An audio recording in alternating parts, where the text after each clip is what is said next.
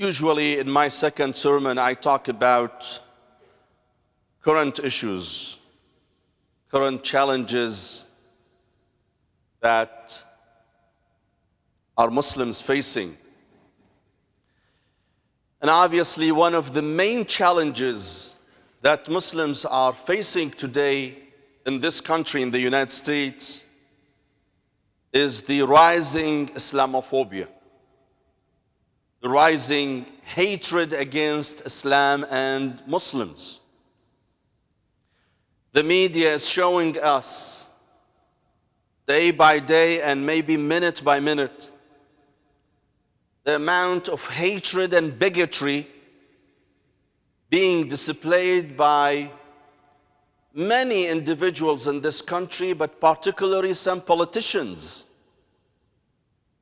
Some politicians who find it very convenient to exploit the situation by depicting Islam as the monster, boogeyman, so they can score higher political scores for themselves, political gains. I would like to particularly talk about the comment made by Donald Trump last night and the day before, in which he says that Islam hates America. And when he was asked and challenged whether he means some Muslims, some radical Muslims, he says no, most of them, a lot of them. A lot of Muslims hate America.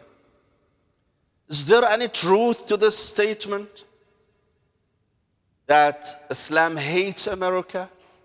Really? Islam hates America? This shows how uneducated, or better put, poorly educated this man is, just like he says it. He always enjoys using the word poorly educated. He believes that poorly educated supports him, because he himself is a poorly educated person. This man, every time he opens his mouth, he reveals the amount of ignorance he enjoys, how ignorant he is, and how poorly educated he is. Islam doesn't hate America. Why Islam would hate America? There are 7 million Americans who are Muslims. Or you can say there are 7 million Muslims who are Americans. So why Islam would hate a nation that has 7 million Muslims? That does not make no sense at all. So when he speaks about Islam hating us, you should be aware whom he's talking about. Unfortunately,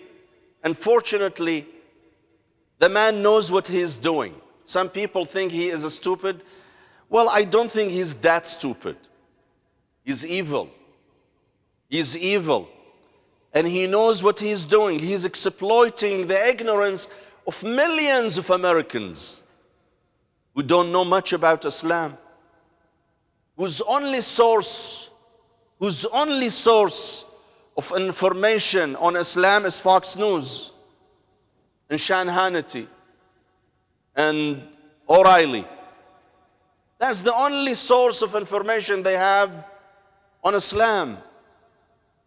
I challenge the man, Donald Trump, and I'm sure my lecture, my presentation will be put on YouTube afterward. I challenge him if he can tell us the difference between these two words, Islam and Muslim. I challenge him to tell us the difference between these two words. I challenge this man to tell us one verse from the Quran. There are over 6,000 verses in the Quran. I challenge Donald Trump if he would tell us one verse he knows of the Quran. I challenge this man to tell us how many Muslims are there in this world. The man is completely ignorant. And unfortunately, this ignorant person is aspiring to be the president of the most powerful country on earth. This is the tragedy, my dear brothers and sisters. This is the real tragedy, that a man like him is aiming at the highest office in the world, to be the president of the United States. And he talks about the wall.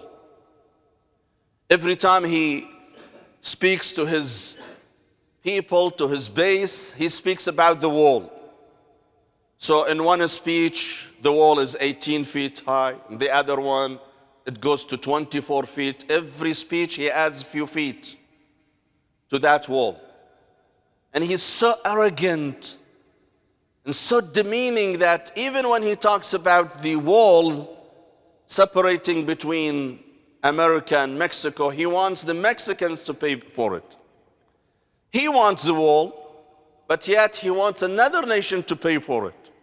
All that is supposedly will cost over $8 to $10 billion.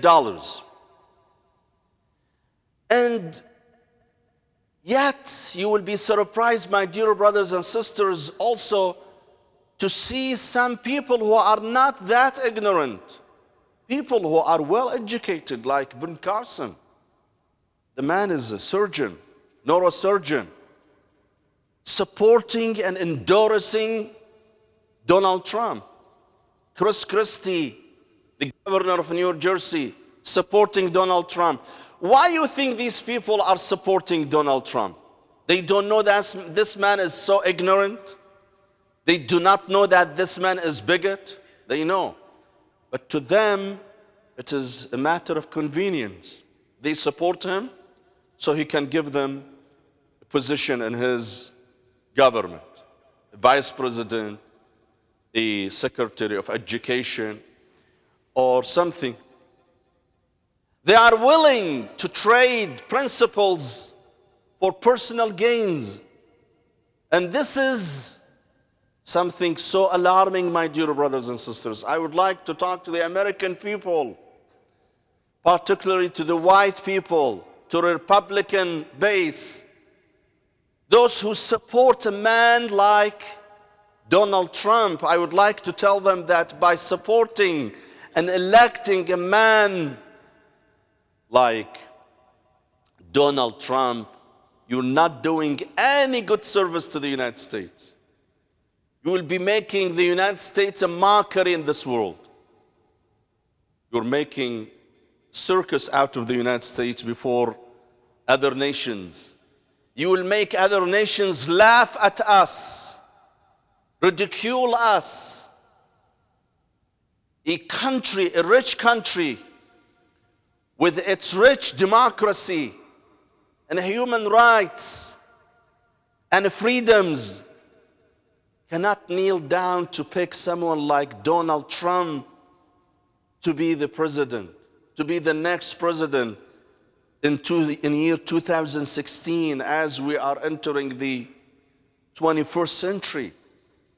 This is a big tragedy, my dear brothers and sisters, not for Muslims in America, for America itself. A man who is extremely uneducated, ignorant, bigot, becomes the president of the United States. America, with all its academic institutions, with all intellectuals, all educated people, there are millions and millions of educated people, PhD holders, master degree holders in this country, and all of a sudden, Donald Trump becomes the president of this country? This is so shocking, so surprising. American people need to wake up before it is too late and this man becomes another catastrophe for the United States, causing another catastrophe for the United States. The hadith says, يفعل الأحمق بنفسه ما لا يفعل العاقل بعدوه. A stupid man can bring a disaster on himself more powerful and more massive than a reasonable an intellectual person can bring or inflict to his own enemy. Meaning this man can inflict this country with more trouble than any enemy of the US can inflict the United States.